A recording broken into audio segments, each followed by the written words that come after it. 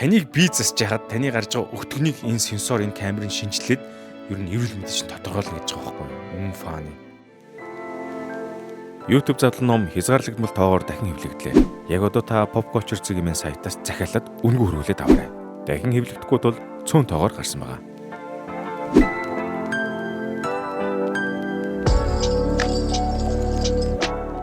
За ингээд 7 уулын тогтмол өргөдөг химэлөө явахын шинэ гарч байгаа модуль болно. Технологитой холбоотой зүйлсийг та бүхэнд танилцуулахаар энэ удаагийн хэсэг эхэлж байна. Дан химэлөө явахын модульс гадна бас нэг юм технологитой холбоотой хэд хэдэн мэдээллүүд бол багтсан байгаа.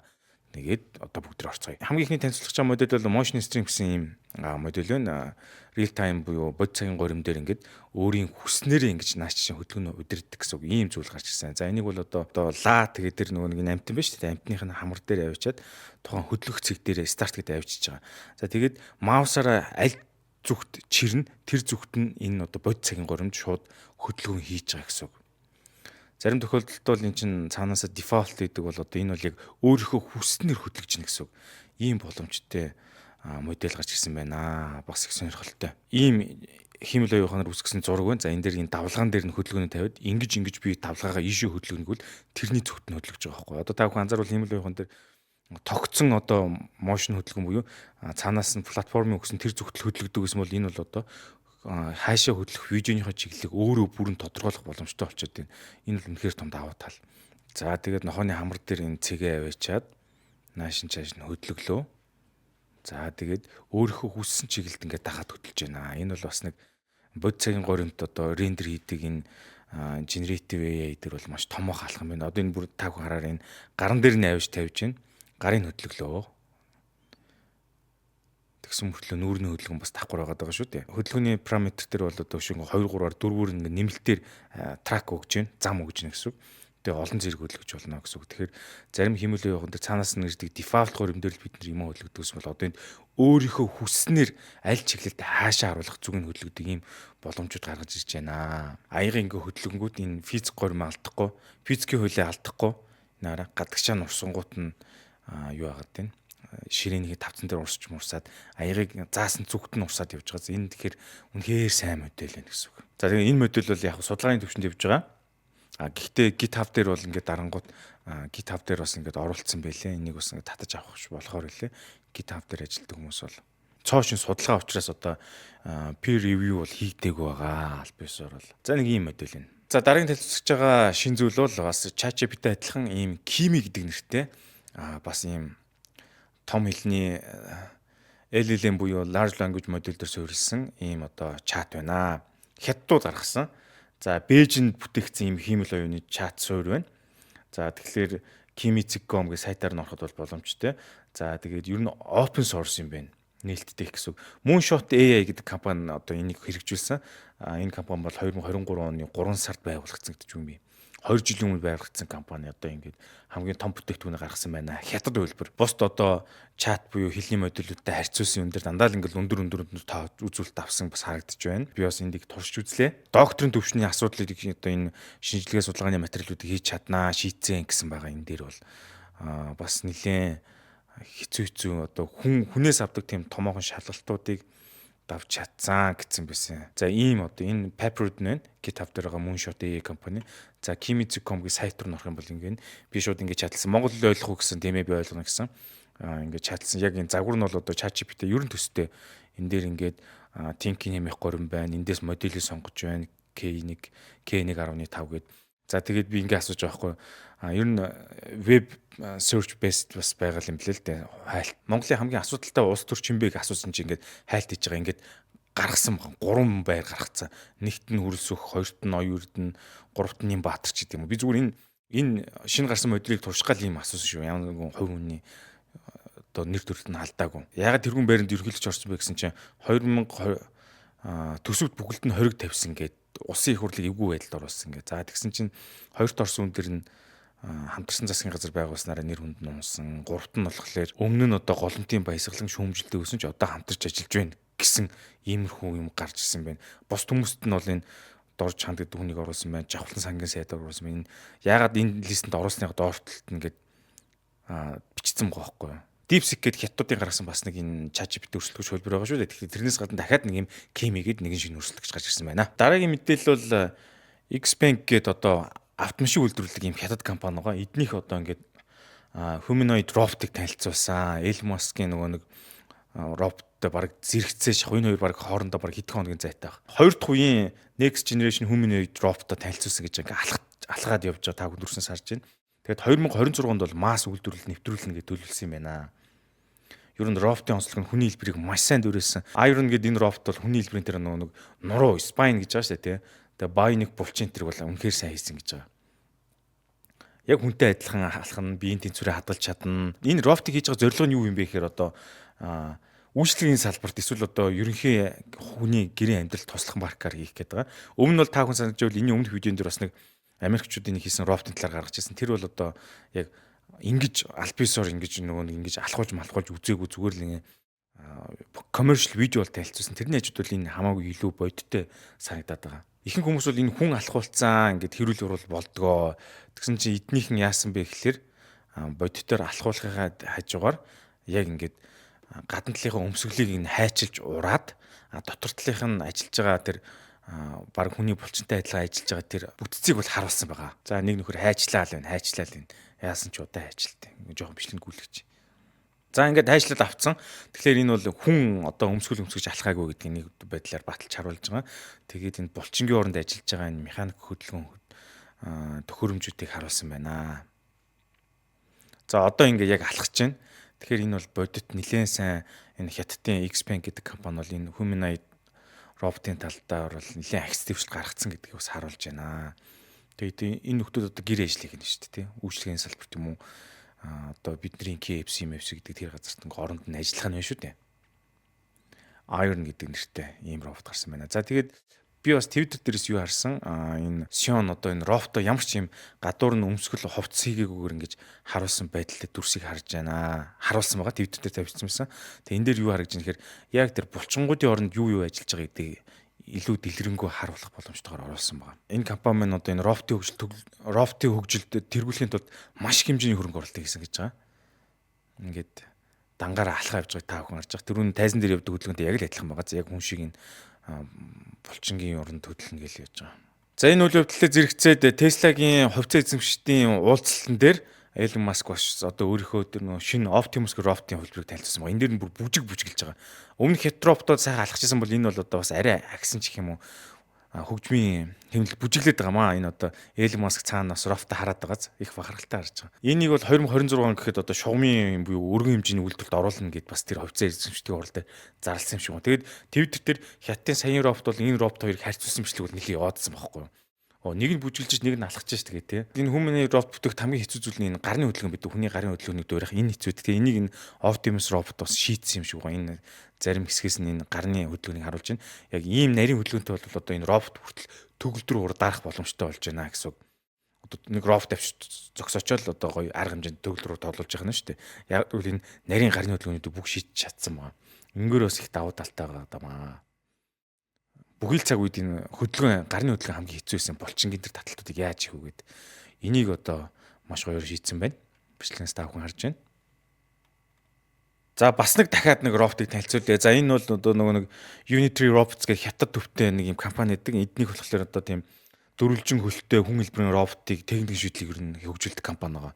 Тэгээд эднийх юу танилцуулсан бэ гэхээр ингээд юм full body teleoperation буюу ингээд хүний хөдөлгөөнийг дуурайн хүн цаана хөдөлгөөнүүд төр хүний хөдөлгөөнийг дуурайж хийдэг ийм робот гаргасан байгаа маа. Бичлэг бүгдээрээ харъя. За цаана хүн ингээ яг хөл бөмбөг хөдөл тоглож байгаад яг дуурайгаад наан хөдөлгөж байна. За энэ бас энэ чадаар хөдөлгөөн хэд энийг дуурайж байна. Тэгээ энэ бол хөдөлгөөний хоцрогдол маш багатай гэдэг байгаа байхгүй юу. Жишээ нь одоо хоёр хүн ингэ зодтолж байгаа. Тэнгүүд яг энэ тухайн хүнийхөө хөдөлгөөнийг хараад робот нь шууд синк хийгээд хөдлөн гэсэн үг. Бүтэн биеийн одоо дамжуулалт full body teleoperation гэд нэрлэдэг байгаа шүү дээ хөдөлгөөний дан. Гэхдээ яг real time зэрэг хөдлөхгүй жоох хоцрогдолтой байгааг та хүн анзаарч байгаа. Гэхдээ ер нь л тийм л дээ. Тэгээд full body teleoperation-ийн зорилго нь юу юм бэ те? Time тулаан ч юм уу тайзан дээр ингээд бүжиглж байгаа робот гэхэд бол ард нь хүн бүжиглэхэд дуурайгаад хөдөлж болно. Бас entertainment байдлаар ингээд боксинг тэмцээнд зохион байгуулахад чийгч болох юм байна. Бас нэг аюултай нөө хүн очих боломжгүй газар ч юм аюултай нөхцөл байдлын үйлдвэрлэлийн арга хэмжээнд энэ робот хэрэглэгдэх нэ. Өнгөрсөн 7 хоногийн видеонд танилцуулсны дараа л ингээд хэд хэдэн юм шинээр гаргачихж байгаа байхгүй. За дараагийн мэдээ бол 11 сарын 4-нд бол гаргасан. Одоо нэг 6 хоногийн өмнө юм уу 7 хоногийн өмнө гарсан байна. Энэ яасан бэхээр Google-ийн их юм одоо Project Suncatcher гэсэн юм прожект одоо төсөл хэрэгжүүлсэн байгаа. Энэ яад гэхээр сансарт буюу дэлхийгээс 650 км-ийн зайтай дээр сансарт юм дата центр, дата төв байгуулах юм төсөл гарсан байгаамаа. Энэ бас амбицтай төсөл байгаа. Тэгээ энэ болохоор хамаг эрчим хүчээ юунаас авна? Нарнаас авна. Сансарт гарчаар чинь нөгөө нэг шүн гэж болохгүй байнгын нарнаас гэрлээ авна гэсэн үг. За тэгээд энд би уншиж байгаад нэг зүйлийг онцсон. Тийм нэ. Дэлхий дээр байгаагаас 8 дахин илүү юм үр бүтээлтэй байна гэж байгаа. Дэлхий дээр бол одоо ингээд шүн болчин, нарны эрчим хүчээр дэгжигдэх хэцүү. За дээр нь дата центрийг хөргөлтийн систем хэрэгтэй. Сансарт гарч хүүтэй очор хөргөлтийн систем хэрэггүй нарнаас байнгын эрчим хүч мөн авчна. Тэгэхээр илүү ашигтай. Тэгээд ийм энэ зураглал нь те ийм олон ийм сателлит буюу одоо хиймэл дагуулууд байна. Энэ хиймэл дагуулууд энэ олон тоогоор зэрэг ингэж хөдлөд эргэлж байна. Нарны дагуу эрчим хүч аваа. Тэгээд эднэрийг хооронд нь маш хурдтай холбох юм технологийн шийдлүүд бол боловсруулсан байгаа юм байна. Өгдөл боловсруулах модель ажиллах ч юм уу. Дата центрийг сансарт байгуулахын төслүүд эхэлсэн байгаа юм байна. Тэгэхээр бид нар бол ярьжсэн шүү дээ тий. Монголд ингээд гадны том компаниуд дата центр байгуулаасаа бид нар Монголд хүүтэн байдаг гэсэн чинь бүр дараагийн шийдэл нь болоод сансарт ихэр ингээд үсрээд явчихж байна л да. За нэг юм нийтлэл гарсан байлээ. Google Research-ээс би ингэж энийг уншсан. Чиний мэдлэг туршлага бүгд ярих чадвараас ч болоод нуугдаад байгаа юм шүү дээ. Та өөрийнхөө бизнес мэдлэгээ камерын ард нуусаар л ах уу. Олон нийтийн өмнө илтгэх ярих зэрэг нь хүмүүст үнэхээр айц төрлөг зүйлээ. Үнэн. Би ер нь хэрхэн харагдах болоо, дуу хоолой минь ямар сонсогдох бол гэж хитрхи дотгошоо бодож явах орнд задлан зэгмэн сайтаар ороод камерын өмнө өөрийгөө харуулах зориг хичээлийг авч үзээрэй. Эсвэл та видеонд орох скул линкээр ороод задлан комментэд нэгдэж хичээлээ үзэнгээ YouTube задлан сургалтыг гэсэн давхар үзэх боломжтой. Олонний өмнө ярих, илтгэл тавих, камерын өмнө урсгал ус мэт цойлон ярих чадвар бол таныг ямар цаг үед хаанч аваад гарах, бусдаас тодтогох хамгийн хэрэгтэй чадвар юм шүү. Дараагийн мэдээ бол TechCrank дээр гарсан байгаа. За энэ юу гэхээр YouTube бол likeness гэсэн юм detection технологиг одоо аль биесээр нээж байгаа зарласан. 10 сарын 21-нд зарласан юм билээ. Энэ likeness detection технологи гэдэг нь юу гэдгийг та бүхэн тайлбарлая л да. Одоо инфлюенсер буюу олон дагагчтай том одоо сувг хөгжүүлдэг хүмүүс өөрсдийнх нь дүрсийг ашиглаад хиймэл оюухнаар дуурайж бүтээгээд янз бүрийн контент хийжүүл тэрийг илрүүлэх технологи гэсэн үг. Жишээ нь би өөрийнхөө дүрсийг энэ одоо энэ YouTube студиор ороод энийг идэвхжүүлчих юм бол намайг одоо хиймэл оюухнаар дуурайгаад энэ тэнд контент хийж байгаа бол тэрийг барьж илрүүлээд тэрийг устгуулах одоо хүсэлт явуулах бүр ингээ хаах ч юм уу тийм болцоотой болно гэсэн үг. Гэхдээ мэдээж энэ бол мөнгө биш тодорхой хэмжээний мөнгө төлөх бах түрээслэгч буюу контент бүтээгчил хэлжил түрээслэгч гэсэн систем байгаа юм шиг үлээ. Ингээд likeness гэсэн юм таб одоо YouTube студиор ороход нэгдчих юм энд нь. Тэгээд таны контентийг ингээд таны нүүр царай дүрсийг ашиглаад тэнд ийм адилхан контент хийсэн байна гэд мэдээлэл ирчих юм байна. Тэгээд энийг нь устгуулах боломжтой болох юм байна. Бас өөрийнхөө нэг subscription based төлөвлөгөөдөд цуслаад болчих. Тэгэх юм бол YouTube даяараа нэг скан хийхэд зур зогсооно гэж хэлээ. Тэгэхээр Mr Beast бол одоо мэдээж иргэнийг байнга ашиглах байх. Яг тэгвэл хамгийн түгээмэл хүмүүс ч айгүйх нэг хиймлэр зохиомлоор Elon Musk-д ч оронгуудаа янз бүрийн өөр ауди өөр агуулга залангуудаа та нар энэмгээр орж бүртгүүлээрэ Elon Musk би уриалж энтер гэж мөнгөтэй хурамчаар айгүйх тийм спам маш их байгаа шүү дээ. Тэрийг одоо энэ YouTube шийдэлсэн ийм зүйл гаргасан байна. Энтэй адилхан ийм таб нэг өөр чинь хийсэн контент хийсгээс ашигласан байна гэсэн copyright талдаа ийм бол юу YouTube дээр ирсэн байгаа. Над дээр бол маш их гардаг. 20-од ийм мэдээлэл над дээрс яг тэгвэл стримрүүд стрим хийж байгаа гингүүтэй ийм өөр бус киноны сугууд ч юм уу кино мөн өөр бас контент ч юм ингээд тоглуулад орчд юм байна. Тэр нь над дээр ирээдэх хөө зарим хүмүүс нь 10% та ашиглаа, зарим хүмүүс нь 30% та ашиглаа. Нэг нөхөр бүр 100% та ашигласан байсан. Яас гэсэн чинь миний хийж байгаа кино задлан тэр контентыг яг тэр бүхлээр нь оруулангуудаа зөвхөн дууг нь өөрөөрөө солилцсон байсан. Бүр тийм залах байхтай байх те. Тэгээ тэрийг би устгах хүсэлт явуулаа сувг нь бүр ингээд страйк өгөө таалгах систем өгснөө өрөвдүүд бол бойсон. Одоо яг тэрнтэй адилхан YouTube-ийн likeness гэдэг миний дүрсийг ч юм уу өөр гадны томоохон хэнийг алдартай хүмүүсийн YouTube-руудын дүрсийг хэмлээ явахнаар ашиглаж түүгэх юм бол ингээд барьдаг технологи гарч ирж байгаа байна. За ийм нийтлэлийг бол TechCrunch-аас уншсан. 7 хоногийн өнгөрсөн 7 хоног буюу Adobe хамгийн том ивент болсон 10 сарын 28-наас 30-нд болсон гэсэн үг. Энэ бол одоо нэлээд том ивент болсон. Тэгээд бидний байнгын өдөр тутмын хэрэглэдэг хамгийн одоо шаардлагатай програм байгаа. Тэгээд эднийг энэ Adobe Max гэдэг арга хэмжээнд дээр одоо Photoshop, Lightroom, Premiere Pro, Illustrator зэрэг програмуудад одоо generative fill буюу нэгэн товчлолтоос тухайн зураг дүрснээс хүсээгүй объектыг арилгах эсвэл шин зүйлийг нэмэх ийм функцүүдийг нэмэгдсэн байна. За гол нь энэ generate хийж байгаа юмнууд нь resolution чанар айгүй багтаа байдаг шүү. Тэгээд энд функц дотроо айгүй тийм 4K хүртэл маш сайн дээш том одоо чанартай гарах боломжийг суурилсан билээ. За тэгээд энэ одоо хиймэл оюуханы олон компаниуд байгаа шүү дээ. Runway энтергээд тэр компаниуд бол энд орж ирсэн байгаамаа. Нэмэлтээр орж ирсэн гэсэн үг. Тэгэхээр мэдээж хэрэг онлайн байна. Одоо би өөрсдийнхөө Firefly гэсэн функц байгаа. Тэн дээр нэмэгдээд 3 дахь компаниудын модулүүдийг орж ирээд яг програм дээр нь real time ашиглах боломжтой болж байгаа юм байна. Олон вебсайтууд руу ингэж нэг нэгээр нь логин хийж нэвтрэхгүйгээр нэг Adobe-ийн програм дээр олон зүйлсүүдийг янзлах боломжтой болж байгаа маа. Гэрэл мэрэл сүүдэр гэх юм уу. Контент бүтээдэг хүмүүст л их баяртай мэдээ болж байна л да. Мэргэжлийн видеографер, дизайнерууд бол одоо ажил нь улам хөнгөвчлөөд байна. За ингээд дараагийн танилцуулах байгаа шинэ гарсан стартап компаниг бас хэлье гэж бодлоо. Энэ бол одоо Сөүл юу Солонгосын Сөүл хот суурилсан Sleeptech гэдэг эрүүл мэндийн технологийн стартап байгаа. За тэгээд хүний унталтыг өмнө яаж хяндаг байсан бэ гэдгийг та бүхэн бол мэдж байгаа хаа. Яадаг байсан бэ гэхээр гартаа нэг бол ухаалаг цаг зүүн, нэг бол одоо ингээд толгойдоо нэг шилмэл зүтгэж ямар нэг юм биедээ зүөх гэдэг байсан байхгүй юу. Тэгээ энэ шийдэл нь эдний програм хангамж одоо стартапыг хийж байгаа санал болгож байгаа систем нь юу гэхээр гар утсан хажууд тавил унтна. Гар усны тэр микрофон биш үү, тэ ярьдаг микрофоноор таны унталтын амьсгалж байгаа тэр хэмнэл, амьсгалын тоо тэр зэргийг хянаад таны унталтын чанар одоо ямар байгааг тодорхойлох юм байна. Унталтын үе шат чи ямар байгааг. Тэгээ энэ мэдээж хэрэг хиймэл оюухан дээр суурилсан л байж таараа. Та дарахыг ядаргаанд орсон юм уу? Таны дотор эргэтэн чи эрүүл мэндийн ямар нэг асуудалтай байна уу гэдгийг чинь амьсгалаар чинь тодорхойлоод шинжлэх юм байна. Эхний урьдчилсан байдлаар шүү дээ. Тэгээ гүнзгийрүүл цаашаа мэдээж эмнэлэг рүү явах байх. Энэ компанийн мэдээснэр бол 7000 орчим одоо эмнэлэг дээр өгдлийг авч одоо туршиж ашигласан гэж байгаа. Бас сонирхолтой санагдсан надаа. Тэгээд энэ удаа оруулж байна. За дараагийн танилцуулах систем бол энэ Gargoyle гэх компанийн аюулгүй байдлын юм систем билээ. Энэ Америк Нью-Йорк төвтэй юм компани билээ. Энэ яаж нэхэр дорооны технологиг илрүүлэх систем юм байна л да. Зөвшөөрлгүй дороо нь одоо таны гэрийг бичих ч юм уу эсвэл одоо ямар нэгэн барилга байгууламжуудыг хаамаагүй дороо нисэх боломжгүй болж байгаа юм байна. Дээр нэг гэрийнхээ дээвэр дээр нэг юм сойрлуулчингууд тэр нь энэ зөвшөөрлгүй дороо нь одоо манай энэ орчинд нисээд байна ингээд тийм мэдээлэл авч гар утсан чинь мэдээлүүлээд тэр дрооныг ингэж нисэхгүй бол хаах ч юм уу цаашаа мэдээлэх тийм системийг нэвтрүүлж байгаа компани байгаа юм байна. Бас сонирхолтой санагдсан. Яг тэгэхээр хүссэн үед дрон хөөргөд хаамаагүй хүн эднийг бичих боломж нь одоо байхгүй болно гэсэн үг. Одоо хувийн орон зай ч юм уу private одоо тэр эдлэн га газарт нь хаамаагүй дороо орохгүй нэ л гэсэн үг. Тэгээ зөвшөөрлөлт дороонд бол мэдээж хэрэг ниснэ. Энэ дороо зөвшөөрлөлтийг тэр гар утсанд аппликейшн дээр бүртгэж юм байна. Нисэх онгоцны буудлууд цэргийн зориулалтаар аягүйх ашиглах юм байна л да. Ер нь ингээ хөгжиж явж байгаа юм стартап байна. Их сонирхолтой санагдаад орууллаа. За үүний дараа бас нэг сонирхолтой компани олсон.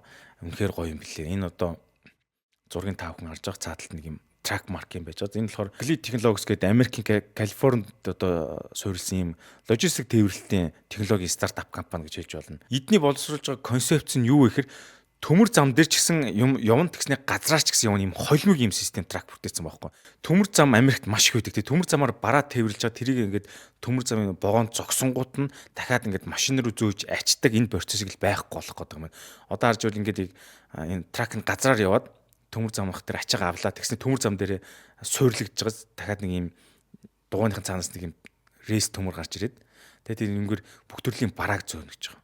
Тэгээд ачааг шилжүүлэн буулгахаар зам дээр ирэнгүүтээ дугуй нь ажиллаад зам руу авчиж байгаа хамгийн сонирхолтой. За тэгээд төмөр замаар тээвэрлж явах замд нь ингээ саад маад байгалийн гамшиг болоод төмөр зам нь явах боломжгүй болонгууд нь дугуй нь буугангуудаа ингээд тойр авчиж байгаа бүр амар сонь шийдэл. Энэ бол их өрөмс шийдэл санагдсан надаа. Төмөр зам дээр байгаа ачаа бараг маш хурдан агуулах руу зөөхөд гээд боломжтой болчих. Бас нөгөө талын шийдэл нь цаанаас нь богоо ирж ивэл замаасаа түр хазаж зогсонгуудаа богооно явуулчих дахиад зам дээр орох юм аашийн. Нэг ийм шийдэл. Тэгээ бас энэ саран дээр бас авич чинь нэг хийж болно гэсэн юм шийдэл байгаа. За ингээд хамгийн сүүлд нь хамгийн сонирхолтой нэг бүтээгдэхүүнийг та бүхэн танилцуулъя. Одоо энэ бол Америкийн тим одоо сан техникийн бүтээгдэхүүн хийдэг энэ компани буюу Cochlear гэх компани байгаа. Энэ компани Cochlear Health гэдэг брэндийнхэд ор шинэ бүтээгдэхүүн гаргасан Decodo гэдэг нэрээр гаргасан байгаа. Decodo. За энэ яадаг вөхөр ариун цэврийн суултурын өрөөнд одоо угсрагдаад таны суултур дээр ингээд нэг камер ч юм уу, ийм нэг мэдрэг ч юм уу ийм тавьчихж байгаа гэсэн. Тэгэхээр таныг бие засж яхад таны гарч байгаа өгтгөнийг энэ сенсор, энэ камерын шинжилээд ер нь эрүүл мэндийг чинь тодорхойлно гэж байгаа байхгүй юу? Өмнө фааны. Сенсортой камертай л юм байна. Энэ төхөөрөмжний суултур дээр зоочхон юм л да энийг. Тэгэхээр энэ офт тийм мэдрэгч тэгээ хиймэл оюун ашиглаад таны өтгөнийг тодорхойлоод цаашаа одоо ийм нөхөр байна. Та ингээд жоохон өтгөн таны одоо нарийн бүдүүн гэж чинь муудсан байна гэдэг ч юм уу, шээс чинь юм байна гэдэг ч юм уу те. Энэ мэдээллийг явуулна гэж байгаа. Тэгэд энэ болохоор ойролцоогоор $600 үнэтэй захиалгад гарч байгаа юм байна. Ер нь бол баг хэрэглээнд нэвтэрч эхэлж байгаа маань.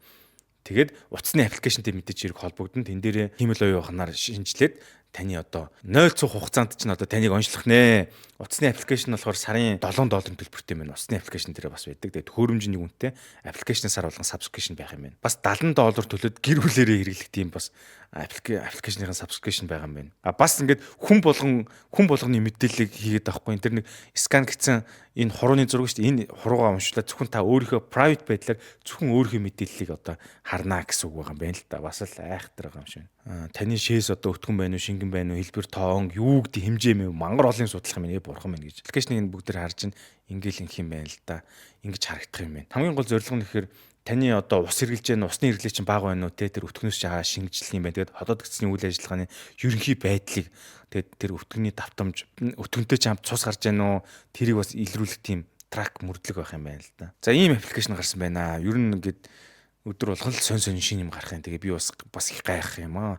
Гайхсан юмасаа 50 60 юмнаас нэг 10-ыг аваад ингээд видео болгоод тавна танилцуулж байгаа шүү. За ингээд дараагийн 7 хоногийн мэдээлэл хүртлээ. Түр баяртай.